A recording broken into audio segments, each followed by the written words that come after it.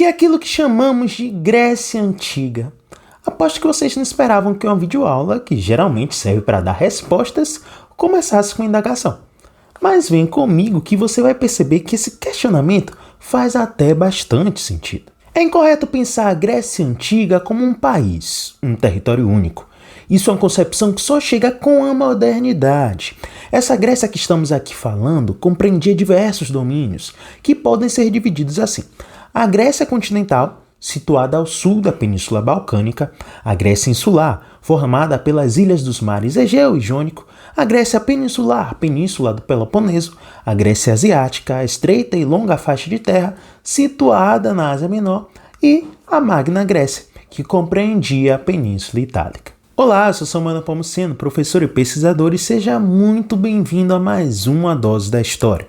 No vídeo de hoje, vamos falar sobre a formação da Grécia Antiga, o tal berço da civilização ocidental. É logo depois da vinheta.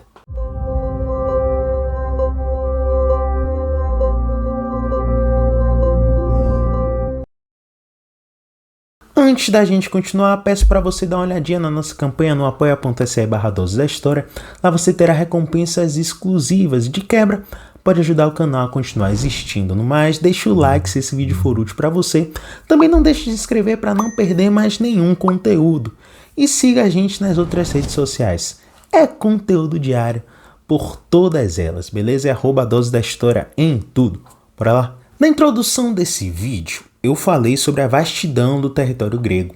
Olhando esse mapa aí na tela, você arriscaria dizer que é um território uniforme e coeso ou de muita diversidade? Se você falou diverso, tá corretíssimo. O território grego era diverso e bem fragmentado, predominantemente montanhoso, pouco fértil, com muitas ilhas e um litoral bem grande. Foi bem ali que ocorreu o encontro de vários povos de origem indo-europeia. Mas o que é que são povos de origem indo-europeia? São aqueles povos que lá na antiguidade se desenvolveram nas planícies do Oriente Médio e das estepes da Ásia Central. E os povos dessa origem que habitaram o território grego tinham nomes. Eram os dórios, eólios, aqueus, jônios e também tinham alguns outros. Por meio de suas trocas comerciais e culturais, formaram pouco a pouco a Grécia e a sua cultura. Vamos falar dos cretenses. Entre 3000 a.C. e 1200 a.C., os primeiros grupos sociais foram formados. Eles se reuniam em núcleos urbanos rudimentares e se localizavam principalmente na ilha de Creta, no mar Mediterrâneo, entre a Península Balcânica e o norte da África. Em Creta, foram encontradas as ruínas de Knossos, cidade que era o centro administrativo da civilização cretense, ou minoica. Esse nome foi dado pelo arqueólogo Arthur Evans, primeiro pesquisador a investigar os vestígios da antiga Creta, se baseando no mito do rei Minos e o Minotauro. Na sociedade cretense, o palácio desempenhava um papel central, sendo local de governo do rei e vital para a economia da cidade. O palácio concentrava atividades econômicas como artesanato, agricultura, pastoreio e comércio, abrigando também templos religiosos e armazéns. O palácio mais proeminente era o de Knossos.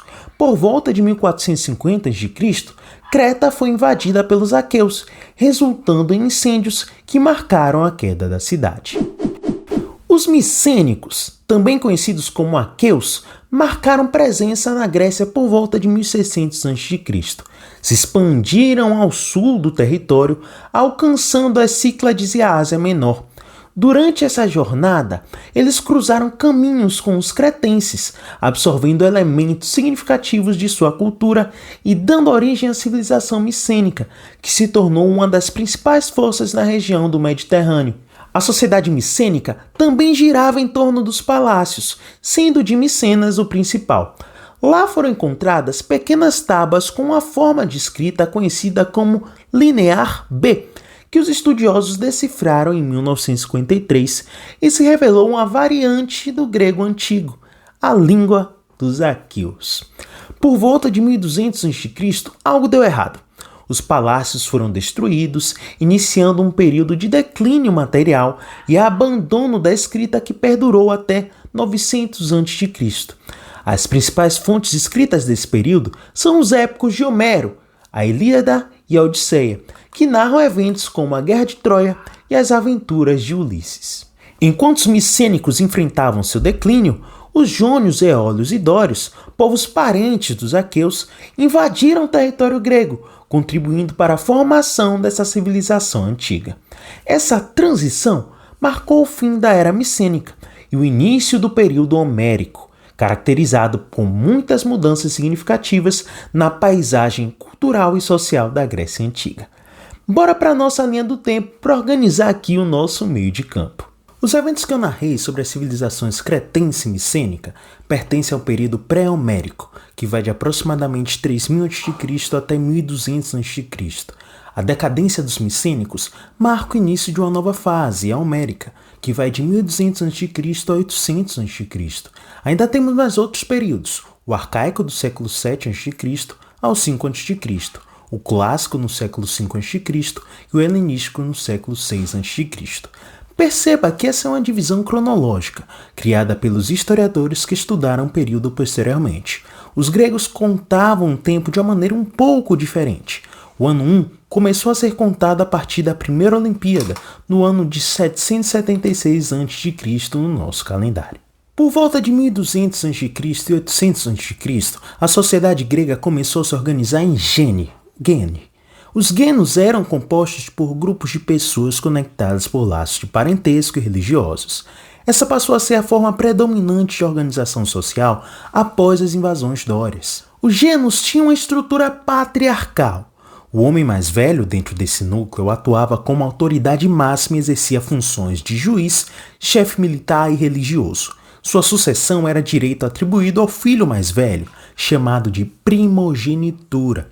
Importante destacar também que esse cidadão mais velho tinha como função administrar os bens comuns, já que eles viviam numa economia coletivista. Nesse período, as principais atividades econômicas eram agropecuárias, ou seja, a criação de animais e a agricultura se destacavam.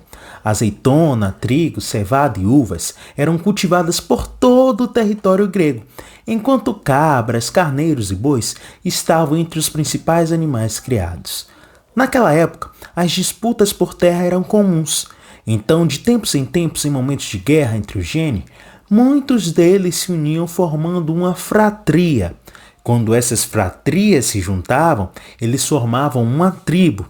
Deu para entender? A união entre muitas famílias, muitos gênios, formavam uma fratria.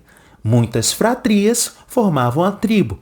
E essas tantas tribos levaram à formação da cidade. Mas claro que esses foram processos construídos pouco a pouco. Lá por volta do século 8 a.C., esse sistema muito bem estabelecido foi se alterando. Gradualmente, a terra, que era a propriedade de todos, passou a ser restrita a donos. As melhores terras iam para as mãos da família do homem mais velho. E esse aqui é o início da aristocracia grega. Mas isso é assunto para outro vídeo. Se você se interessa por antiguidade, acho que esse vídeo aqui sobre como o Renascimento ajudou a criar o conceito de antiguidade pode ser uma boa para você. Mas se você gosta mesmo de histórias e civilizações antigas, o vídeo sobre o Egito Antigo está aqui nesse card. É só clicar. Muito obrigado por assistir esse vídeo até aqui. Considere se tornar um apoiador do projeto e nos ajude a continuar produzindo educação democrática e acessível. Nos siga nas redes sociais para conteúdo diário de história e ciências humanas e até a próxima.